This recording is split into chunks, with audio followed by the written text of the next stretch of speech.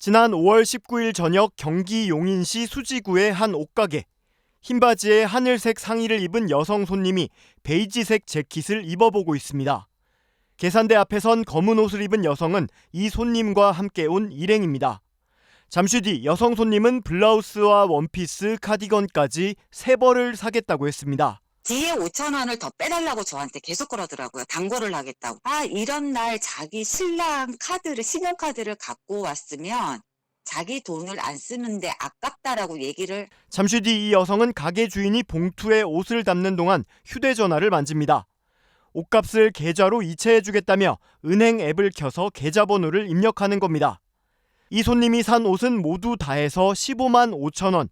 가게 주인이 옷을 포장하느라 정신이 없는 사이 이 손님의 휴대전화에선 알림음이 울렸고 계좌로 옷값을 보냈다고 했습니다.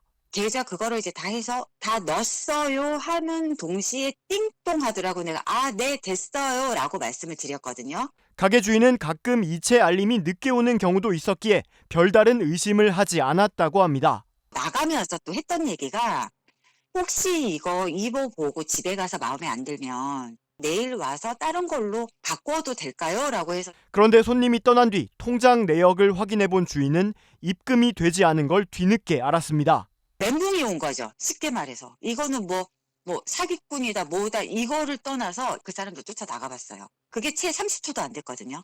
나갔는데 일단은 없는 거예요. 가게 주인은 나중에 CCTV에 찍힌 이 여성의 휴대전화 화면을 유심히 살펴봤더니 은행 앱에서 계좌번호를 입력하는 척하다 실제로는 자기 연락처에 있는 다른 사람을 지정해 이체한 걸로 보인다고 말했습니다. 그 앉아있던 사람이 그 내역을 딱 보더니 회심의 웃음을 딱 지는데 그리고 나가서 하이파이브를 딱 했잖아요. 이것들이 나를 갖고 놀았구나. 정말 진짜 피가 거꾸로 솟는 그런 기분이었고. 가게 주인은 곧바로 경찰에 신고를 했지만 이들의 신원을 특정할 단서가 없는 데다 CCTV 동선도 중간에 끊겨 추적에 어려움을 겪고 있다고 설명했습니다. 가게 주인은 시간이 걸리더라도 꼭 이 여성들을 잡았으면 한다며 혹시 이 CCTV를 이 여성들이 보게 되면 자수하길 권한다고 말했습니다. 그러면서 다른 자영업자들도 비슷한 피해를 보지 않았으면 하는 마음에 자신이 겪은 일을 알리게 됐다고 말했습니다. 거리두기가 해제된 후 음식값을 내지 않고 도망가는 이른바 먹튀 사례가 늘면서 자영업자들을 울리고 있는데요. 신종 먹튀 수법이 SNS에 공유돼 누리꾼의 공분을 샀습니다. 밥값 이체 내역을 확인시켜주려고 스마트폰 화면을 보여주는 남성. 식당 주인이 고개를 끄덕이자 남성은 화면을 끄고 가게를 나가는데요. 사실 식당 주인이 확인한 화면은 입금 완료가 아닌 입금 전 화면이었습니다. 주인에게 음식값을 송금한 것처럼 이체 금액을 확인시켜준 뒤 주인이 방심한 사이 송금 취소 버튼을 누른 건데요. 영상 게시자는 어르신들은 입금되면 바로 확인할 수 있는 문자나 앱 알람 서비스를 신청하라고 당부했습니다. 무전 취식은 경범죄에 해당해 10만 원 이하의 범칙금에 처할 수 있는데요. 고의성이 인정되거나 상습적일 경우 사기죄가 적용될 수도 있습니다. 자정이 지난 충북 청주의 한 주유소. 직원이 차에 기름을 넣는 중에 운전자가 차에서 내립니다. 계좌이체로 돈을 내겠다며 사무실 안까지 들어옵니다. 그런데 은행 앱 문제로 이체가 안 된다며 돈을 곧 보내주겠다고 하고 주유소를 떠났습니다. 은행 통신 장애가 잠깐 있어서 그런 거니까 이 시간이 지나가면 이체가 돼 있을 것이다. 그렇게 하고 갔어요.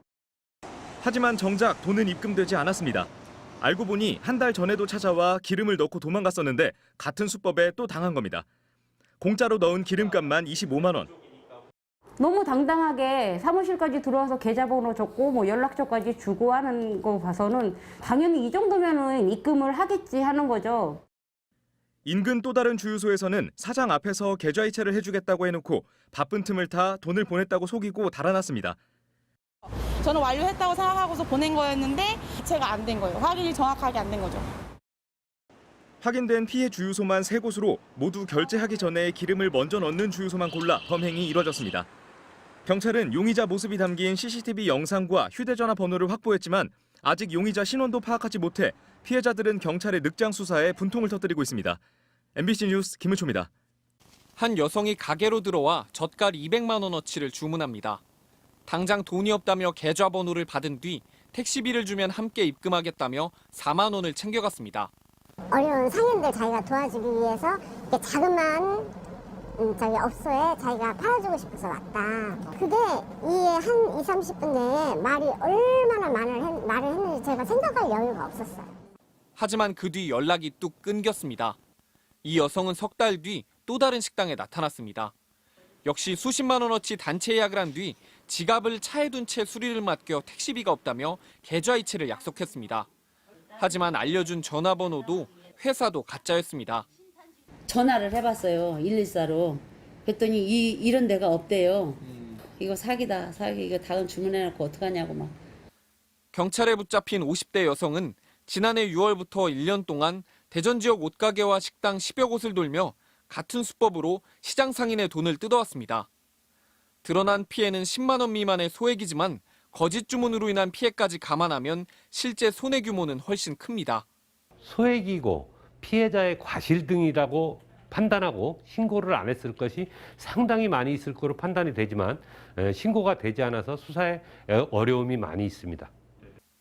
경찰은 대량 주문을 하더라도 대금을 받기 전까지는 현금과 물품을 건네지 말아야 한다고 조언했습니다. MBC 뉴스 윤웅성입니다.